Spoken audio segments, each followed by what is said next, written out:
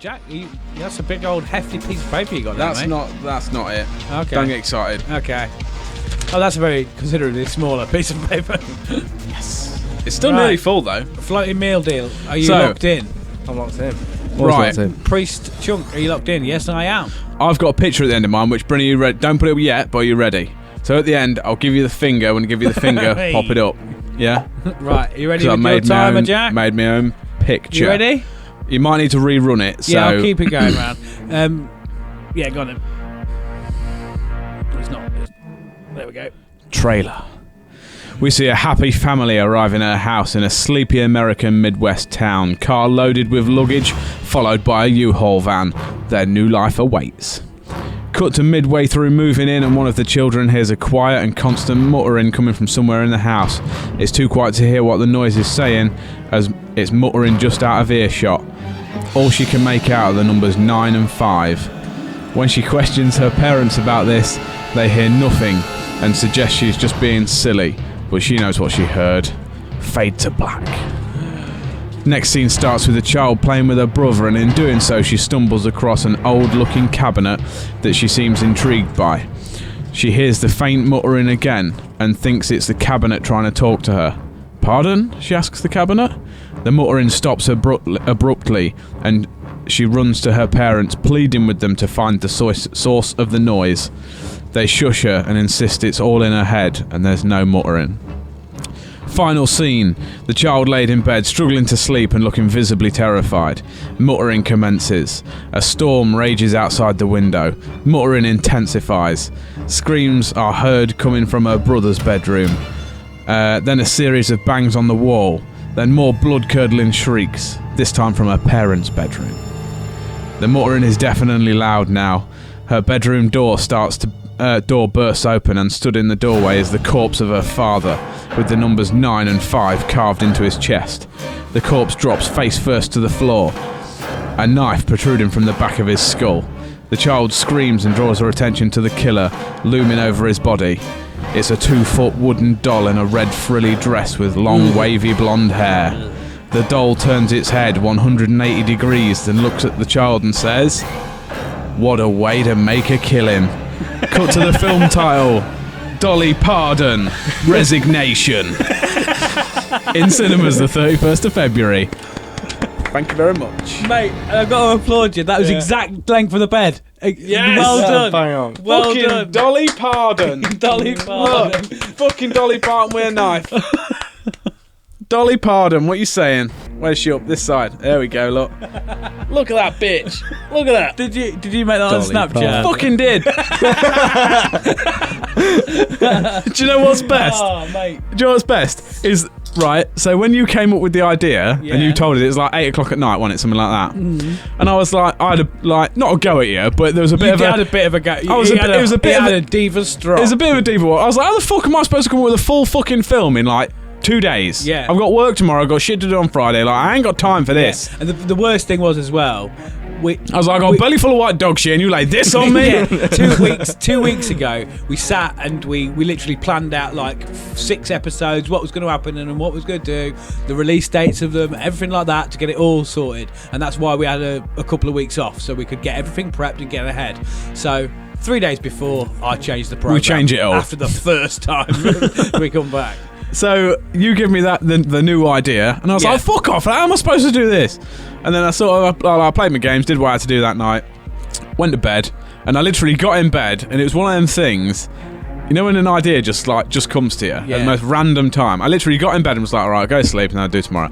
Literally, as soon as I made it the pillar, I was like, Dolly Pardon. That's my thing. What a way to make a killing. What a way to make a killing. And it's going to be a Dolly Parton. 9 and 5. Yeah, 9 and 5. It's well 9 played, and 5. As in, she's had enough of the shift, and now she's like, fuck this, I'm not angry about this shift, I'm going to go on a murderous spree. And so, is she a doll as well, like a haunted doll? Yeah, she's like a Chucky haunted doll. I obviously couldn't get the wooden effect on her face, but she looks pretty gaunt herself. Yeah, put the image back up. Yeah, put the image back up, bro. But yeah, so I thought of it and wrote extra points for the... I thought of it and wrote it down in my phone, and then the next day I was like, I don't do this shit. So yeah, there she is with a knife. But imagine her face the other way around. And at the end, let me redo the end. But I'll redo the end scene. But just imagine this doll. The muttering is deafeningly loud now. Her bedroom door bursts open, and stood in the doorway is the corpse of her father, with the numbers 9 and 5 carved into his chest. The corpse drops face first to the floor, a knife protruding from the back of his skull. The child screams and draws her attention to the killer looming over his body. It's a 2-foot wooden doll, this thing, in a red frilly dress with long wavy blonde hair. Put a dress on it. The doll's head turns 180 degrees, so she wasn't looking at it, and now she turns around, she's got that face looking at you. And she says, "What a way to make a killing. Dolly Parton, resignation." Why Dolly Parton? Muttering. Oh, right. Yeah. Yes. That's what the muttering is. Yes. Oh, that's even better. Yeah. Oh, I love that. Because she always... Praise the Lord. That's how she lures you in. She talks, but just out of earshot, so she can't hear what you're saying. Hence, I thought about this, right? Yours is more of a psychological thriller than mine. She hears the faint muttering again and thinks it's the cabinet trying to talk to her. Pardon? She asks the cabinet. The muttering stops abruptly because she's like, I've got her. And it's that doll in the cabinet like, I've drawn you in. So he just like scoots past, like hiding behind the sofa and that, and he's just like, your mum's a prick. Or you always like, pardon? Or you always like, the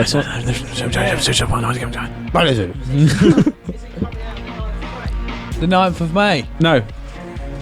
Oh, 9th of the 5th. Yeah, 9th of May. I did put the 31st of February because it's never going to happen. But unfortunately, I wish this cunt was a film. How should we do it then? Should we put it out to the public? I think put it to the public. Or just let Bucky decide? Let Sam. It's Bucky's challenge. I think put it out to the public anyway. But I think Bucky decides and we'll reveal a winner next week. Yeah, I think that's worthwhile. Because let's face it, no fucker else going to respond. No. Yeah, that's true. Yeah, I mean that's. I think we've done quite well for time. I think as well. Yeah. But I still like got that. Spooky Thunder, I do like that. But I think the thought process. The thing is, good. in the challenge, he said he wanted something that really scared him. That fucker would scare you. But Sam, 1, he likes shit horror. Yeah. And 2, he loves a laugh. So Yes. I feel like that. The fact that the pardon thing, I think, will be I'm glad you picked up on the muttering towards the end. Because she always talks like she's saying something, but you can't, you know when you can hear someone speaking, but you just can't make out what drives you insane. Yeah, you can get some words. There's a guy at work that does it all the time. He thinks out loud, but he always seems to be able to do it just out of earshot. Yeah.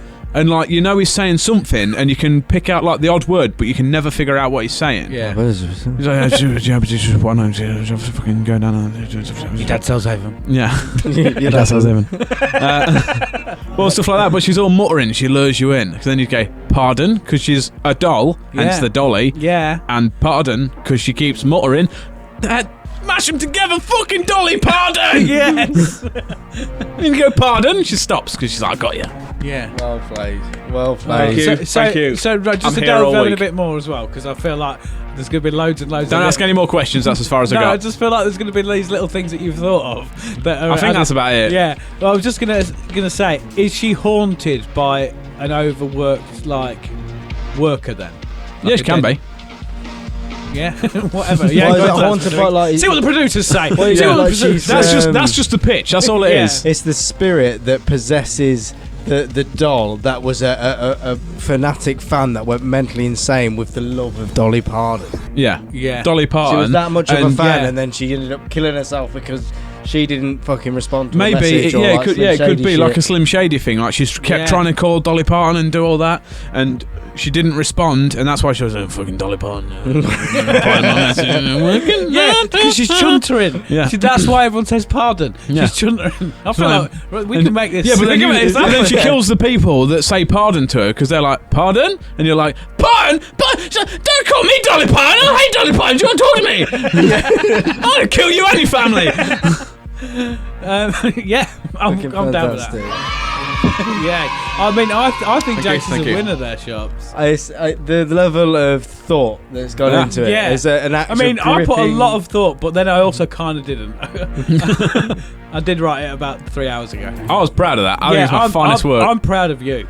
Yeah. No, fantastic especially work. after going fucking what? I can't do this. And I said, I believe in you. Like, you can do it. It'll be easy. I can't. What? You want me to come up with a full fucking try? I've never written out like that before. Here you go. Look at this gold. The pressure. Give that to our Pressure creates diamonds. Yeah. Yes. Oh, there we Pressure go. creates diamonds, if there is ever a saying, Yeah. mate. Yeah. Right. And I'm so, a fucking shine bright. Yeah. So that's our.